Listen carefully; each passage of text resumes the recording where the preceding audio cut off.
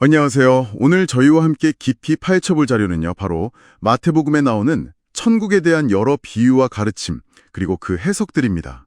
네, 이게 마치 숨겨진 보물지도를 펼쳐보는 그런 느낌일 수 있겠네요. 네, 안녕하세요. 이 자료들이 흥미로운 게 단순히 천국이 어떤 곳이다, 이런 설명보다는 우리 믿음이나 삶에 대한 좀 더 근본적인 질문을 던지거든요. 맞아요. 그래서 오늘 저희의 미션은 이 다양한 해석들을 좀 같이 탐구하면서 핵심 통찰을 찾아보는 겁니다. 자, 그럼 바로 시작해볼까요? 네, 좋습니다. 우선 마태복음 13장에 나오는 비유들부터 좀 보죠. 천국이 좋은 진주를 구하는 장사와 같다는 그 비유 있잖아요. 아, 네네, 그 비유요. 네. 여기서 재밌는 게 이 장사가 예수님일 수도 있고 아니면 질질을 찾는 바로 여러분 같은 성도일 수도 있다. 이런 두 가지 해석이 다 있더라고요. 맞아요. 누가 장사냐에 따라서 그 진주가 상징하는 것도 성도일 수도 있고 아니면 예수님 자신일 수도 있고 해석이 좀 갈리죠. 네. 같은 비유인데도 이렇게 해석이 달라지니까 흥미로운데 자료에서는 어느 쪽에 좀 더 힘을 싣고 있나요? 아니면 이 모호함 자체가 메시지일까요? 자료는 일단 양쪽 해석을 다 제시하면서 가능성을 열어두는 것 같아요. 여기서 중요한 건 아마 천국 혹은 구원이라고 할 수 있겠죠. 이게 그만큼 절대적인 가치를 지닌다는 걸 강조하는 거 아닐까 싶습니다. 그렇군요. 절대적인 가치. 네. 그리고 바로 다음에 나오는 바다에 치는 그물 비유도 아주 흥미롭습니다. 바다는 세상, 그물은 교회, 그 안에 잡힌 물고기는 교인들 이렇게 비유됐는데 아, 그 비유도 유명하죠. 그렇죠. 근데 여기서 핵심은 그물 안에 좋은 물고기, 그러니까 참된 성도랑 못된 물고기, 원어로는 이게 썩은 사프로스라는 뜻인데 이런 거짓 교인이 함께 있다는 거예요. 아, 섞여 있군요. 처음에는. 예, 섞여 있다가 세상 끝, 그러니까 마지막 때가 되어서야 천사들이 와서 둘을 갈라놓는다는 거죠.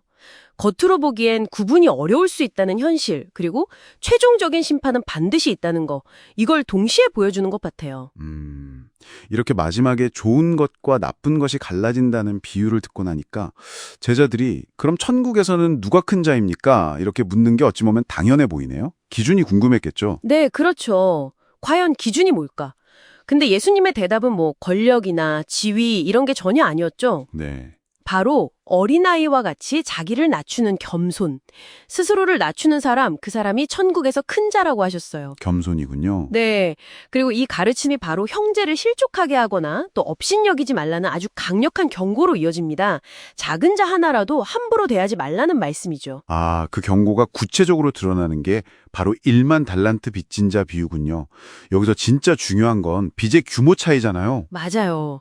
이건 정말 강조해야 할 부분인데 1만 달란트면 이게 오늘날 돈으로 환산하면 개인이 도저히 갚을 수 없는 거의 국가 예산에 맞먹는 천문학적인 액수거든요. 상상도 안 되는 액수죠. 그렇죠. 그런데 그 사람이 탕감받고 나서 자기한테 100데나리온 빚진 동료를 만나요. 100데나리온은 노동자 한 서너 달지 품삯 정도. 이것도 물론 적은 돈은 아니지만 1만 달란트에 비하면 정말 아무것도 아닌 거죠. 네, 비교가 안 되죠. 그리고 더 무서운 건 그 용서하지 않음 때문에 이미 받았던 그 엄청난 탕감마저 취소될 수 있다. 이런 경고가 있다는 점입니다. 와, 그 경고 때문에 사실 핵심적인 질문이 생기는 것 같아요. 우리가 하나님께 받는 죄 용서라는 게 그럼 도대체 언제 확정되는 걸까요? 그냥 예수님 믿습니다 고백하는 그 순간일까요? 아니면 그 믿음이 진짜라는 게 우리의 삶을 통해 증명되어야 하는 걸까요?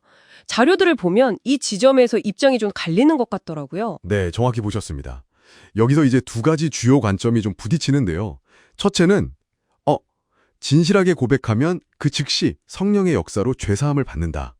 하지만 그 이후에 믿음에서 떠나거나 타락하면 구원을 잃을 수도 있다. 이런 견해입니다. 아, 그러니까 죄사함과 최종 구원이 꼭 같은 건 아닐 수도 있다. 그렇죠.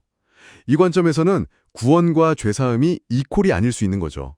구원, not equal 죄사함. 반면에 두 번째 관점은 오직 삶으로 증명되는 참된 믿음만이 진짜 죄사함이고 이런 진짜 믿음을 가진 사람은 하나님이 끝까지 지켜주시기 때문에 절대 구원을 잃지 않는다는 견해입니다. 그러면 이쪽 입장에선 죄사함과 구원이 거의 같은 개념이 되겠네요? 죄사함 이퀄 구원. 네.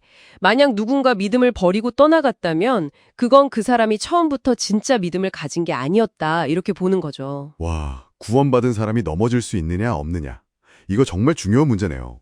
한쪽은 한 번 구원은 영원하다, 절대 안전하다는 거고 다른 한쪽은 아니다. 넘어질 수 있으니 조심해야 한다는 거군요. 맞습니다. 성경에도 선줄로 생각하는 자는 넘어질까 조심하라. 뭐 이런 말씀도 있고요. 네, 그렇죠. 제공된 자료의 저자는 아무래도 이 후자, 그러니까 구원이 조건적일 수 있다는 입장을 좀 더 지지하는 것으로 보입니다. 죄사함을 하나님이 우리에게 보여주신 어떤 신뢰에 비유를 하더라고요. 신뢰요? 네, 우리가 그 신뢰를 배반하는 삶을 살면 그 용서가 철회될 수도 있다. 이렇게 설명을 하고요.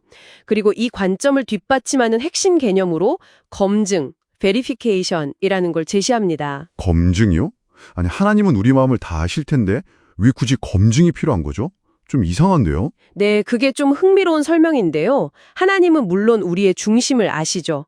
하지만 천사들을 포함해서 온 피조 세계 앞에서 하나님의 공의, 그분의 판단이 옳다는 것이 명백하게 드러나야 한다는 겁니다. 아, 다른 존재들에게도 보여주기 위해서? 그렇죠. 마치 법정에서 판결의 정당성을 입증하기 위해 증거를 제시하는 것처럼 우리의 믿음이 행위를 통해 객관적으로 증명될 필요가 있다는 설명이에요. 그렇군요. 네, 그래서 이 검증 과정을 통과하는 것이 최종적인 구원, 그러니까 죄가 완전히 사라지고 창조 질서가 회복되는 그 상태에 이르는 길이고 어쩌면 부활이나 우리 몸의 변화 자체가 그 검증 통과의 궁극적인 증거가 된다. 이렇게 보는 관점입니다. 와, 이게 단순히 믿습니다 하고 끝나는 문제가 아니라 그 믿음이 삶을 통해 증명되고 또 검증받아야 한다는 생각은 상당히 무게감 있게 다가오네요. 오늘 살펴본 내용들 정말 천국과 구원에 대해서 더 깊은 성찰을 요구하는 것 같습니다. 그렇죠. 특히 이 믿음의 검증이라는 개념 있잖아요. 우리의 어떤 신념이나 고백이 실제 행동으로 증명되어야 한다는 생각. 이게 여러분에게는 어떻게 다가오시는지 궁금하네요. 네. 이게 단순히 신앙적인 영역뿐만 아니라 혹시 여러분 삶의 다른 부분에서 하는 약속이라든지 스스로 중요하다고 여기는 가치를 지켜나가는 방식과도 어떻게 연결될 수 있을지 한 번쯤 생각해 보시는 시간을 가져보시는 것도 꽤 의미 있을 것 같습니다.